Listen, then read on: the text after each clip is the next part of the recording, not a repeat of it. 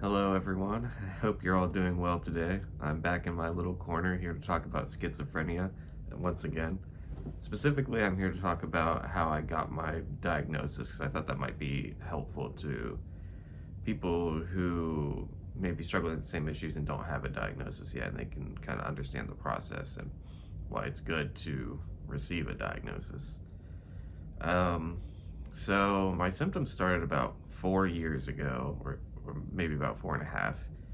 Um, but I didn't actually get my diagnosis until March of last year. So I went years without getting a diagnosis. Not because of the system, really, although it was kind of slow once I started the process. It was mostly my own doing. I just kind of thought that, like, I didn't really need one. Initially I thought that maybe the symptoms would just go away on their own.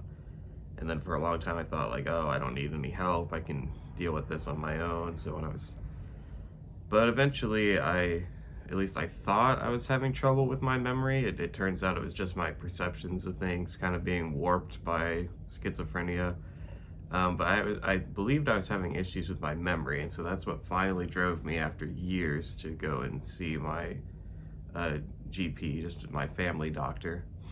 And they thought so I kind of withheld the fact that I was having hallucinations and really bad paranoia and all this other stuff. And I told them, like, yeah, I'm having some issues with my memory, and explained, what was going on, like, and so by withholding that, they thought perhaps, like, one, I might have anxiety issues, which I do, but I was telling them I didn't have anxiety because I had this kind of, even though I shouldn't have been ashamed, I think I was a little ashamed that I experienced anxiety. I don't know why. And so yeah, withheld that too, but they still prescribed me medication for it anyway, which had a bit of a sedation effect. So I quit taking that pretty early on. I think I was only on it for like a month or two. And then so they got me to or they referred me to a neurologist. And prior to that, I got a MRI and a CAT scan done. I think the CAT scan came first. They wanted to rule out, and this is pretty common, just rule out any kind of like head injury or any other sort of illness that's not something psychiatric. Sorry, I lose my train of thought very often, kind of space out a little bit. So that took, I saw, this was 2 years ago, or about a year and a half ago. So it was June of 2021 is when I first saw, so my symptoms started, sorry, I'm going all over the place. It's kind of hard to remember how things went exactly. I believe my symptoms, at least like the positive symptoms of schizophrenia, started in late 2018. And I finally saw my family doctor, in June of 2021, 2021. So that was about like almost 3 years. And then a 3-year gap before I started getting help. And then I did not see the neurologist until December of 2021 for the first time. And once again, I withheld a bunch of information, but I described some things a bit further, and so they thought it might be epilepsy, which I believe I'm still diagnosed with, partial epilepsy, if I'm not mistaken. I kind of quit going to my neurology appointments. Oops. But anyway, they had me do an EEG. I got that done in February of 2022, and they found some abnormalities with my brain. I probably should have asked exactly what, but I was kind of overwhelmed by the amount of information that they were giving me that I didn't think to ask exactly what was the matter. But they believed I had epilepsy. And then, however, they also referred me to OSU to get a neuropsychological evaluation because they wanted to see if there was any cognitive issues, uh, that could be demonstrated.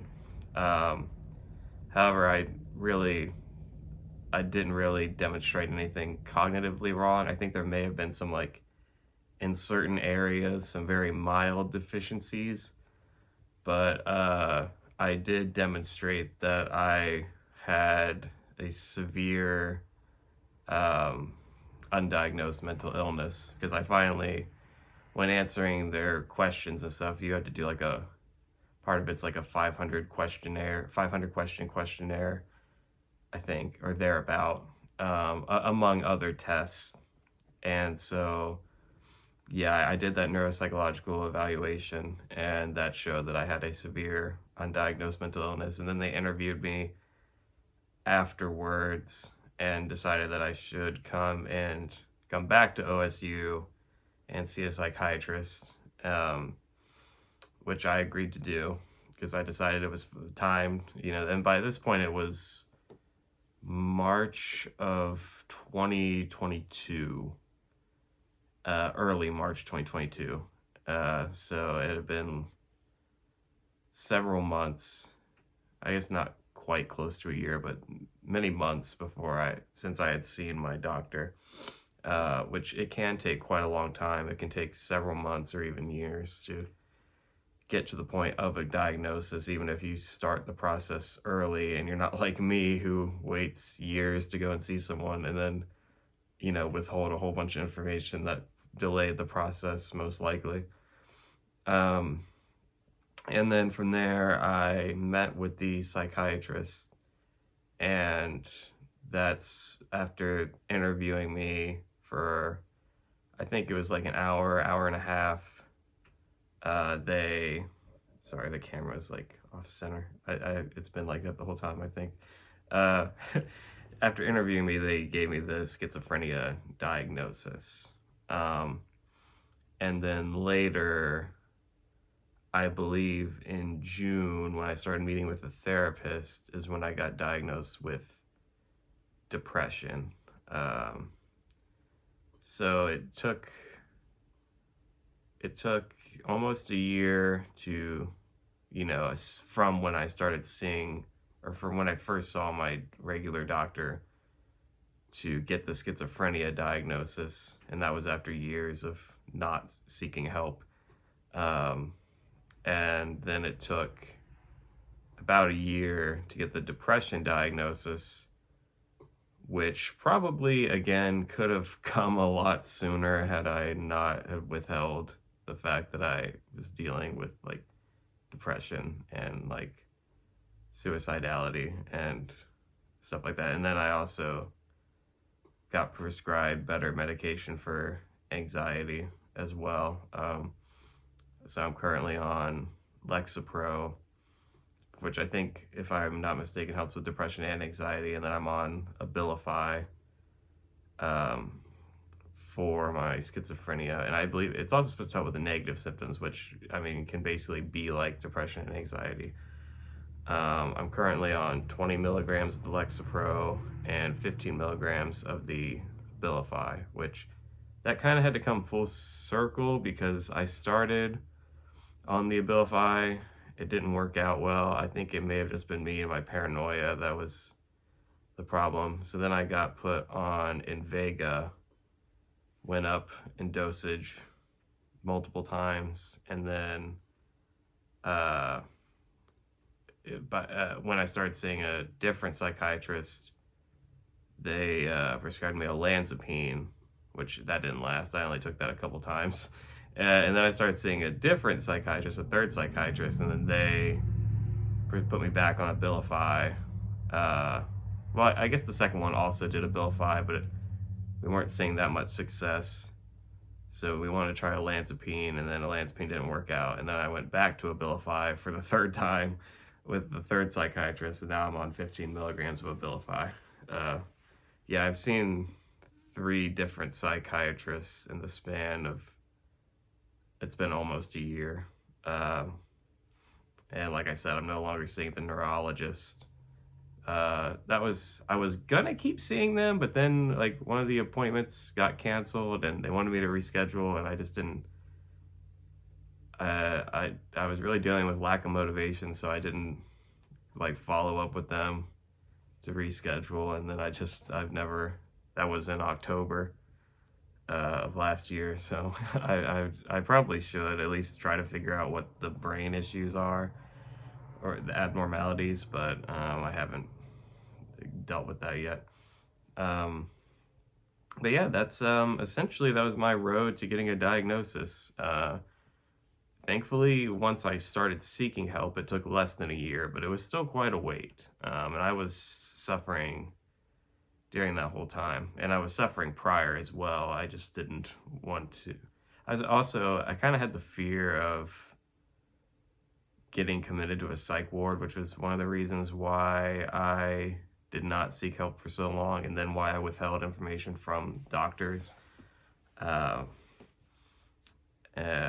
yeah, I thought that because I knew something serious was wrong, and I even had a feeling it was schizophrenia from what I had read, but I was just afraid of getting committed and did not want that to happen, so I deliberately did not go seek help and then withheld information about what was going on with me for a long time. But thankfully, I quit doing that, and I have not been hospitalized as of yet. Hopefully, I never will be. I don't see that happening, but I mean, you never know. You never know what can transpire in the future. But yeah, that was my road to diagnosis. Thank you for listening. This was a relatively short video, but yeah, I would just encourage people before I end the video to not do what I did and to seek help as soon as possible, and be completely forthcoming with your doctors about what's going on, because I have been in a much better place ever since getting the diagnosis, because it's allowed me to get proper help, seeing psychiatrists, getting therapy. I'm in a peer support group. I'm in a social skills group, and it was able to help me with getting on disability as well, which I'm planning to get off of. Well, I would like to get off of soon. I don't know that I'm actually going to be ready soon, but hopefully that'll be the case. We'll just have to see about that. Yeah, that was it. That was how I got diagnosed. Thank you for listening, and I'm always bad at ending these videos. Thank you for listening, and goodbye. Take care.